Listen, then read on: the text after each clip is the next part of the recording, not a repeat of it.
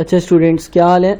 Students, इस video lecture में हम एक बिल्कुल ही बेसिक सा डिफरेंस देखेंगे तीन चीज़ों में। FIFO which is first in first out, LIFO which is last in first out, और एवको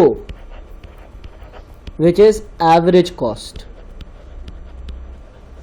इन तीन चीज़ों में, ठीक है ना। अब इसके लिए मैं एक एग्जाम्पल बनाऊंगा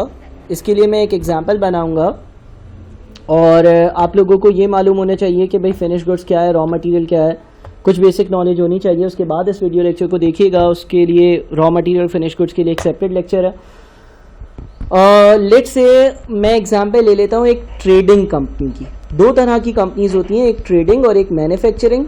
ट्रेडिंग कंपनी क्या होती है? ट्रेडिंग कंपनी जो है ना, वो फिनिश्ड गुड्स परचेज करती है और फिनिश्ड गुड्स ही बेच देती है, ठीक है। वो कोई रॉ मटेरियल नहीं खरीदती है। जैसा कि मैंने अपने पिछले लेक्चर में डिस्कस किया कि कुछ कंपनीज ऐसी होती हैं जो मैन्युफैक्चरिंग होती है। फॉर एग्जांपल, एक कंपनी है जो वुड परचेज करती है और वुड से चेयर्स बनाती है, तो वो मैन्युफैक्चरिंग कंपनी है।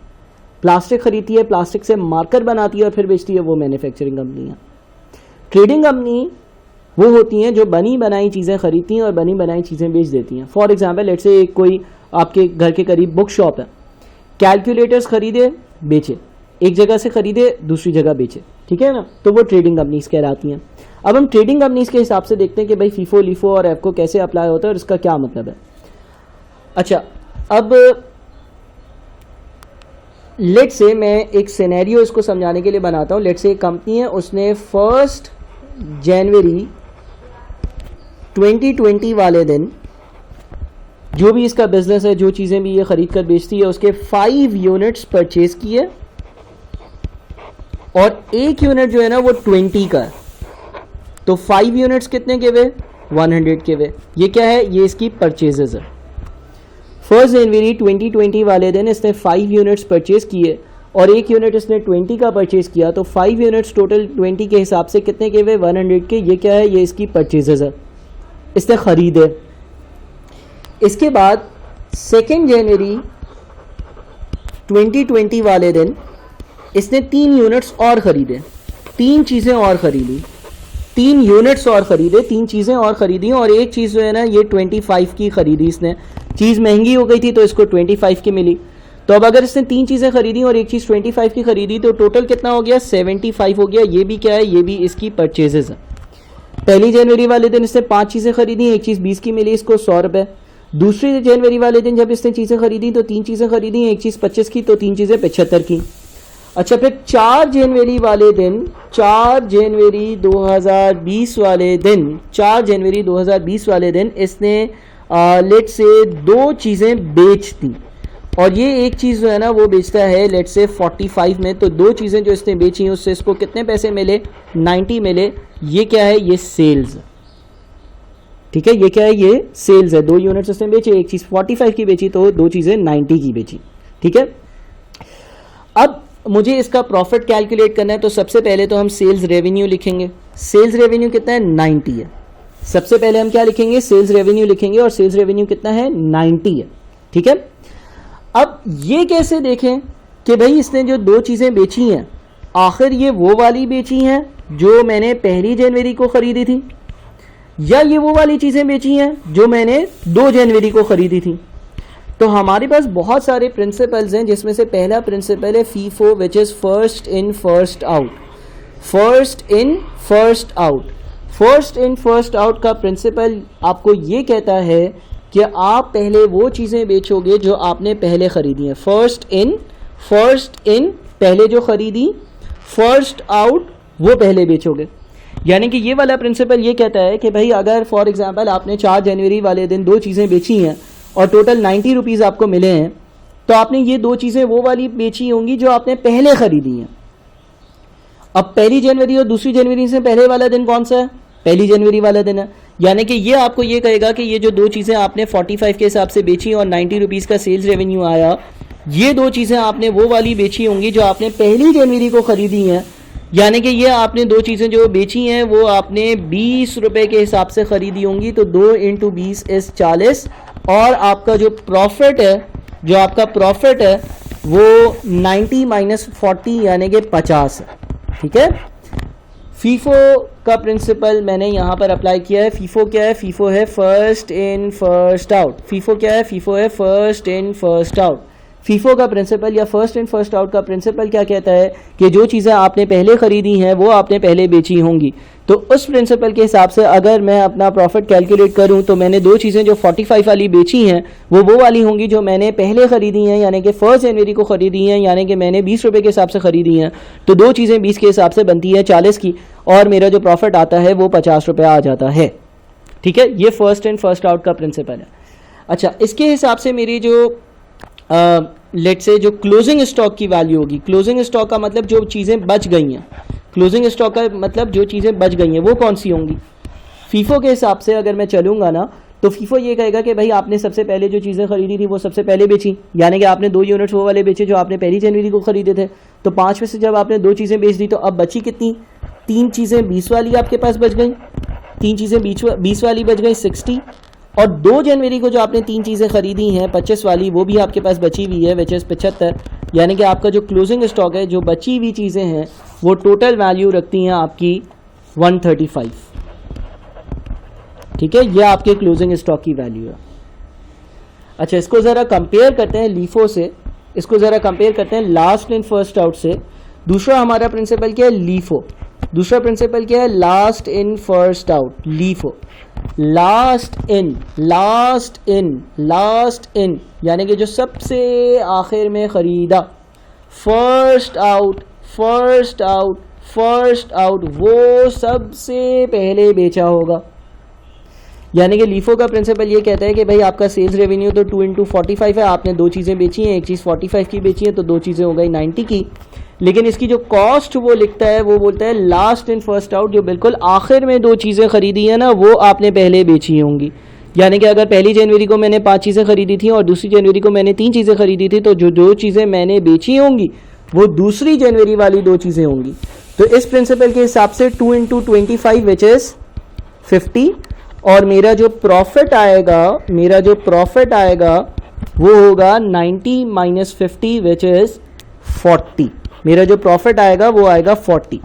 तो अब लास्ट इन फर्स्ट आउट अगर कंपनी यूज़ करती है, कंपनी के हाथ में ये मेथड्स, जब आप IAS पढ़ोगे तो कौन से मेथड्स कंपनी फॉलो कर सकती है, कौन से नहीं कर सकती है, वो सारी चीज़ें डिस्कस करोगे।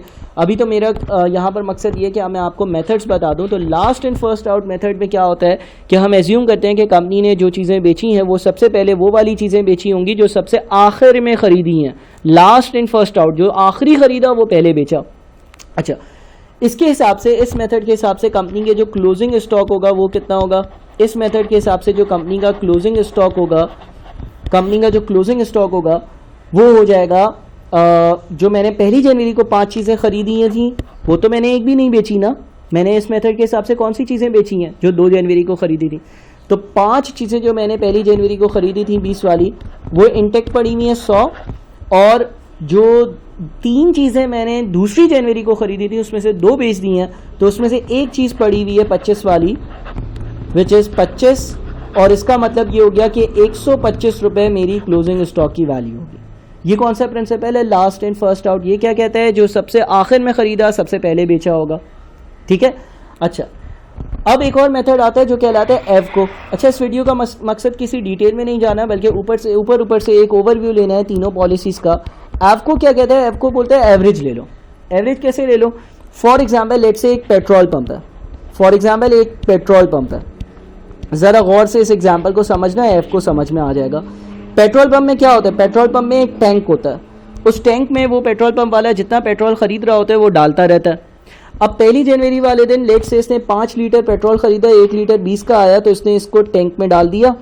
टैंक में इसने जो है ना वो 5 लीटर पेट्रोल डाल दिया पहली जनवरी वाले दिन 5 लीटर पेट्रोल डाल दिया। 5 लीटर पेट्रोल इसने ख़रीदा था, और इसका टोटल खर्चा कितना हुआ था 5 × 20 यानी कि 100 का खर्चा हुआ था। 1 जनवरी वाले दिन इसने 5 लीटर पेट्रोल इस टैंकी में डाल दिया और 1 लीटर अगर 20 का आता है तो 5 लीटर 100 का आया और वो इस टैंकी में पड़ा हुआ। अच्छा, अब दूसरी जनवरी वाला दिन आया, इसने 3 लीटर पेट्रोल और ख़रीद लिया। अब जब इसने 3 लीटर और पेट्रोल ख़रीद लिया तो वो भी इसी टैंकी में डालेगा, लिक्विड है सारा और एक ही टैंकी में स्टोर होता है, एक साथ स्टोर होता है, तो इसने उसी में डाल दिया। अब पेट्रोल का लेवल और ऊपर चला गया। क्यों और ऊपर चला गया? क्योंकि अब इसमें 5 लीटर नहीं है बल्कि 5 + 3 यानी कि 8 लीटर पेट्रोल है। और पहले इसने जो पेट्रोल ख़रीदा था वो कितने का था? 100 का ख़रीदा था। अच्छा, अब नया पेट्रोल इसने कितने का ख़रीदा है? 75 का ख़रीदा है। यानी कि टैंकी में टोटल कितने का पेट्रोल है? टैंकी में टोटल 175 रुपये का पेट्रोल है। और कितना लीटर है? 8 लीटर है। सही है ना? कुछ मैंने 1 जनवरी को ख़रीदा था, कुछ मैंने 2 जनवरी को ख़रीदा था। अब 4 जनवरी वाले दिन एक बंदा आया, उसने बोला यार मुझे 2 लीटर पेट्रोल दे दो। अब तुम इस टैंकी से पेट्रोल निकालोगे, अब तुम इस टैंकी से 2 लीटर पेट्रोल निकालोगे। अब यार पेट्रोल एक लिक्विड है, वो पूरा मिलजुल नहीं जाएगा, बिल्कुल पूरा मिलजुल जाएगा। तो क्या तुम ये बता सकते हो कि इस बंदे को जो 2 लीटर पेट्रोल बेच रहे हो, क्या ये वो वाला है जो 1 जनवरी को ख़रीदा था या ये वो वाला है जो 2 जनवरी को ख़रीदा था? बताना मुमकिन है मेरे लिए? नहीं, बिल्कुल मुमकिन नहीं है। इसलिए मुमकिन नहीं है क्योंकि जब मैं टैंकी को देखूंगा तो उसमें तो सारा पेट्रोल मिला हुआ होगा। बस उस 8 लीटर पेट्रोल में से मैं इस बंदे को 2 लीटर पेट्रोल बेच रहा हूँ। तो एवको या एवरेज कॉस्ट ये कहता है कि आप चीज़ों का एवरेज ले लो। एवरेज कैसे ले लो? एवरेज ऐसे ले लो कि भाई आपने 2 चीज़ें बेची हैं, वो बिल्कुल सही है। सेल्स रेवेन्यू आपका हो गया 2 × 45 यानी कि 90, ये एक बात हो गई। कॉस्ट के लिए वो क्या बोलता है? कॉस्ट के लिए वो बोलता है कि देखो तुम्हारी ये जो टैंकी है बेचते वक्त इसमें कितने रुपए का पेट्रोल था।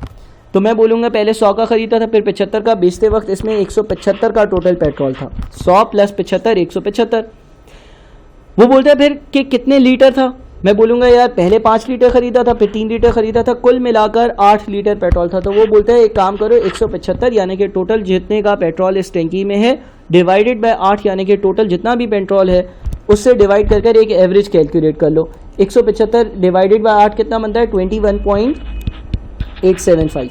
वो बोलता है तुम एज्यूम कर लो कि तुमने जो पेट्रोल बेचा है 2 लीटर वो 21.875 का है। एवरेज लिया हुआ है ना हमने टोटल कॉस्ट ऊपर ले ली और नीचे टोटल पेट्रोल की जो हमारे पास क्वांटिटी थी उससे उसको डिवाइड कर दिया, एक एवरेज ले लिया। तो वो ये बोलता है कि यार ये 2 लीटर आपने जो बेचा है ना ये 21.875 के हिसाब से बेचा है। तो 2 × 21.875 जो है वो आपका कितना बन जाता है? 43.75 बन जाता है। 43.75 बन जाता है। तो अगर 43.75 बन जाता है तो प्रॉफिट कितना आएगा भाई? जो हमारा प्रॉफिट आएगा वो आएगा 90 - 43.75 विच इज़ 46.25। 46.25 क्या होगा? 46.25 का प्रॉफिट होगा। अच्छा, क्लोजिंग स्टॉक क्या होगा? क्लोजिंग स्टॉक इसमें ऐसे आएगा कि आप यूँ कहोगे कि यार देखो 8 लीटर पेट्रोल पड़ा हुआ था टैंकी में, पहले 5 खरीदा, फिर 3 खरीदा, 8 हो जाता है। बेच कितना दिया? उसमें से 2 बेच दिया, तो बचा कितना होगा? 6 लीटर बचा होगा। और 1 लीटर जो है वो 21.875 का एवरेज है। तो 6 लीटर टोटल कितने का हुआ? 6 × 21.875 इज़ 131.25। 131.25, ठीक है। तो एवको क्या करता है? एवको बोलता है एवरेज ले लो, ना पहले वाला ना बाद वाला, एक एवरेज रेट ले लो और उसी के हिसाब से सारी कैलकुलेशंस करवा देता है।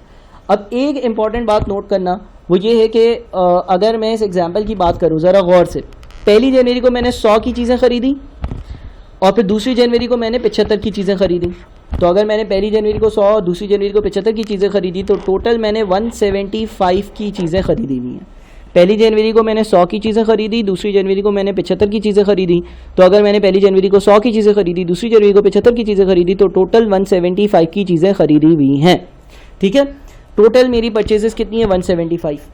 अब जो आप ख़रीदते हो उसमें से या तो आपके पास वो बच जाता है या वो बिक जाता है। यानी कि अगर तुम इन दोनों का सम करोगे 40 + 135 तो कितना आएगा? 175 आएगा। जाहिर है ना, आप जो चीज़ खरीदोगे या तो वो बिक जाएगी या तो वो बच जाएगी। फीफो के केस में 40 135, 40 की बिक गई, 135 की बच गई, टोटल कितना हुआ? 175। इसी तरह से लीफो में होगा, या तो जो चीज़ आप खरीदते हो वो बिक जाती है या वो बच जाती है। तो बिकने और बचने वाली का एडिशन करें तो 50 और 125 इज़ 175। इसी तरह से एफको में जो चीज़ आप खरीदते हो या तो वो बिक जाती है 43.75 या वो बच जाती है 131.25। सो 43.75 प्लस 131.25 दोनों का सम कितना बनता है 175। तो हमेशा आपका जो सम बनेगा, हमेशा जो आपका सम बनेगा वो आपकी परचेज के बराबर आ रहा है तीनों केसेस में, ठीक है। और तीनों केसेस का हम बेसिक डिफरेंस भी देख चुके हैं कि फीफो क्या है, लीफो क्या है और एफको क्या है। ज़्यादा डिटेल में हमने डिस्कशन नहीं करी है, लेकिन एक ओवरव्यू हासिल कर लिया है कि इन तीनों मेथड्स में आखिर फ़र्क क्या है, ठीक है। अब अगली वीडियोज़ में मज़ीद डिस्कशन भी करेंगे। बहुत शुक्रिया।